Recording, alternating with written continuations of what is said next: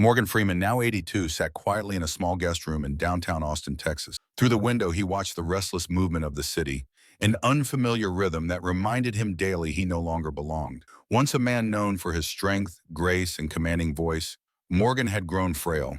His memory blurred at times, and his heart carried the heavy weight of solitude. Living with his son Jungkook and Jungkook's fiancée, Mia, should have been a comfort. But instead, Morgan felt like a guest in their fast-paced lives, an afterthought wrapped in politeness. The room he stayed in used to be meant for a nursery. Now it held his few belongings, his history condensed into quiet corners. Meals came from Teresa, the next-door neighbor, kind but brutally honest. One day she had looked him straight in the eye and said, "It's always like this. Once you get old, your kids just don't know what to do with you." Her words hit harder than she realized. On his birthday, Morgan sat alone. Teresa had left him a slice of store-bought cake. Jungkook and Mia had smiled and said, "Happy birthday," that morning before rushing out the door. No celebration, no shared dinner, just silence. That evening, Morgan stood by the kitchen and looked his son in the eye. "Take me to a nursing home," he said, voice calm but resolute.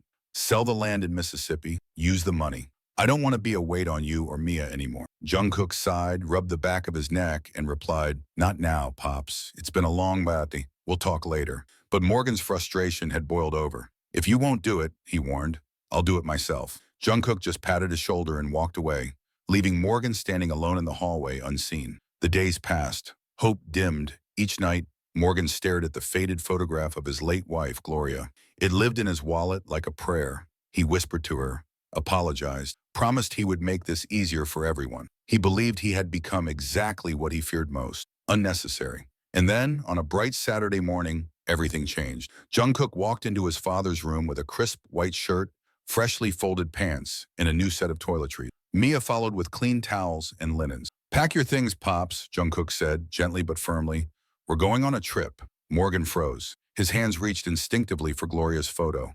Those words, "It's time," echoed through his bones. He nodded silently. He didn't ask questions. He didn't want to see pity in his son's eyes. He simply began packing. Every fold of his clothes felt like a quiet goodbye. He placed the photo of Gloria on top and zipped the suitcase shut, sealing a life chapter he thought was ending. The words echoed in Morgan's ear. Mom whines to ears, bittersweet and weighty. "We're going on a trip." He clutched the photo of Gloria, his late wife, as if her smile could steady him. Quietly he nodded, too afraid to meet Jungkook's eyes, afraid of seeing pity, or worse, guilt. He packed swiftly, folding what little clothing he had with slow, deliberate hands. His heart tightened as he laid Gloria's photo atop the pile, zipping the suitcase with a finality that felt like a farewell.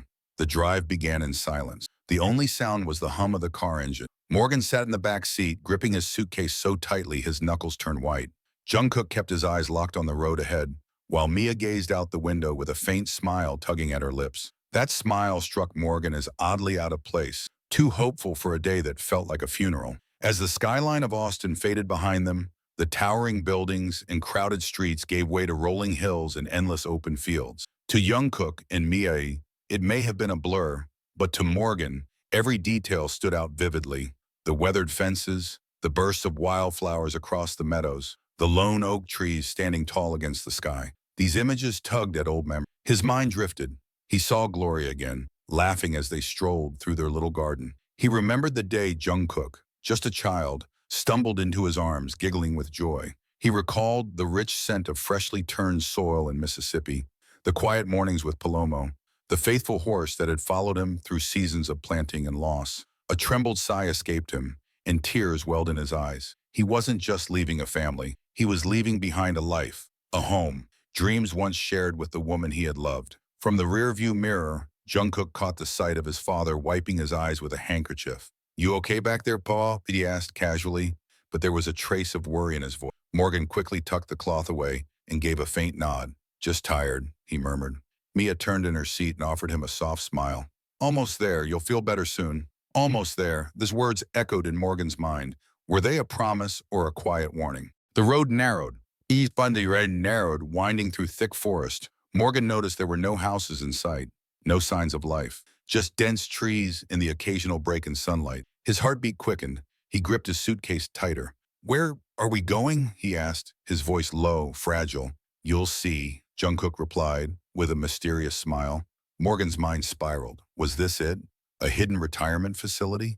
A place far from the city, far from sight, and far from mind? The car slowed.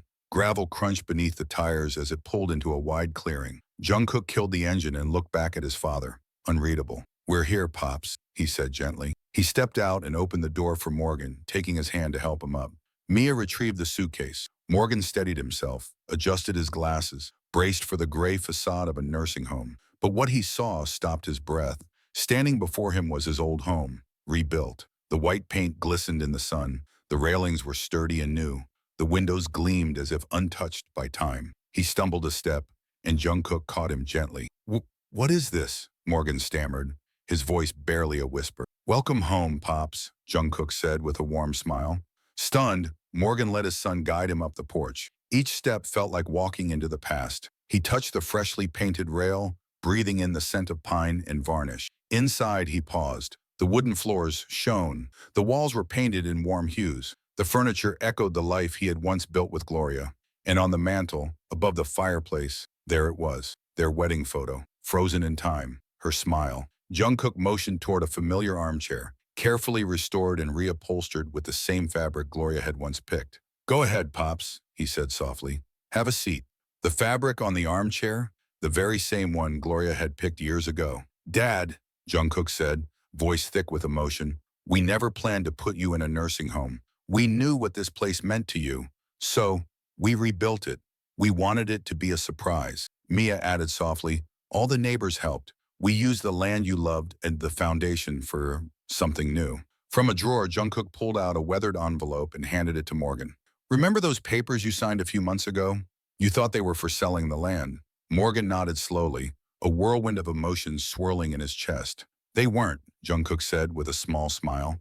"They were building permits. We needed your signature to start the reconstruction. Every nail, every beam, it's all for you." Tears welled up in Morgan's eyes. His breath caught in his throat. "I thought I lost everything. Gloria, this house, our life." Jungkook reached for another item, a photo album. Its corners were slightly charred, but it had survived. He placed it gently in his father's hands. "Not everything, Dad. Look." With trembling fingers, Morgan opened the album. Inside were photos that had escaped the fire. Moments frozen in time. He and Gloria dancing in the garden. Jungkook's first steps. Gloria planting flowers, her joy radiating from the page. One photo made him stop. Gloria holding a basket of fresh vegetables, her smile wide, alive. "She loved that garden," he whispered, tears streaming down his cheeks. Then came a sound, soft, familiar, a gentle whinny. Morgan froze. "Is that?" he murmured. Jungkook smiled and pointed toward the porch. "Come see." Heart racing, Morgan stepped outside. There, beside the newly rebuilt garden, stood Palomo, his loyal horse, gleaming under the sun, mane freshly brushed, eyes just as kind. Morgan gasped, then rushed forward, wrapping his arms around Palomo's strong neck. "You're alive. I thought I lost you too." Mia stepped beside Jungkook. "We found him weeks after the fire. He'd wandered to the edge of town. The neighbors cared for him until we could bring him home." Morgan stroked Palomo, feeling the warmth of his old friend, the sturdiness of his restored house, and the presence of his son beside him. He turned to Jungkook, voice shaking. You did all this for me?" Jungkook nodded, eyes soft. "You did so much for us, Dad.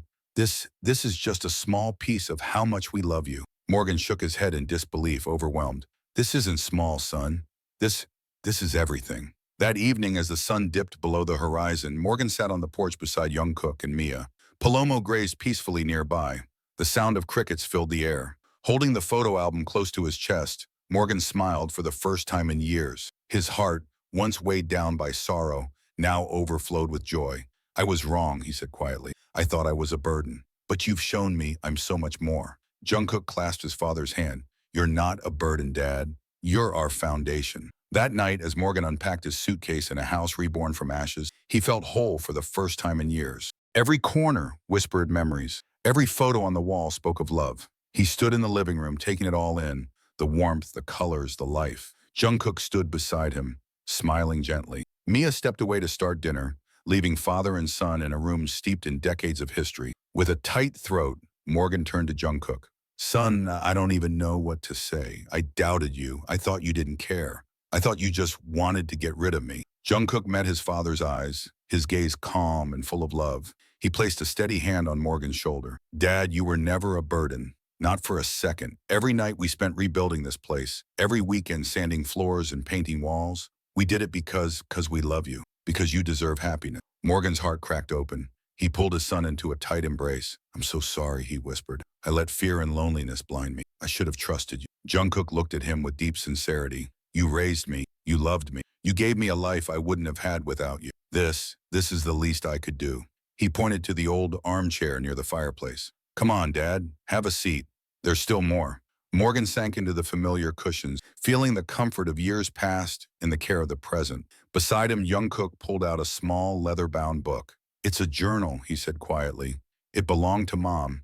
I found it among the few things we were able to save from the fire. She wrote about her life with you, about her love for you and her dreams for this home. With trembling hands, Morgan Freeman opened the journal. Sophia's words leapt off the pages, wrapping around him like a warm embrace. Her handwriting was still as graceful as he remembered, each entry filled with affection, memories, and hope. I wanted you to have it, Jungkook continued, so her voice will always be with you, so this house will always feel like home. Morgan's eyes flooded with tears. His voice cracked as he whispered, Thank you.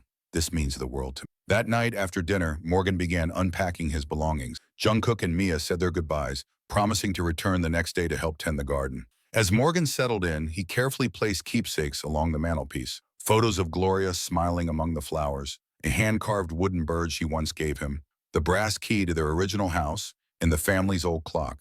At the bottom of his suitcase, he found a small box, and inside it, a letter. The envelope was addressed to Jungkook. He had written it weeks earlier during one of his loneliest nights in Austin. In it, he apologized for feeling like a burden, for the trouble he believed he'd caused. Holding the letter in his hands now, Morgan smiled softly, knowing those words were no longer needed.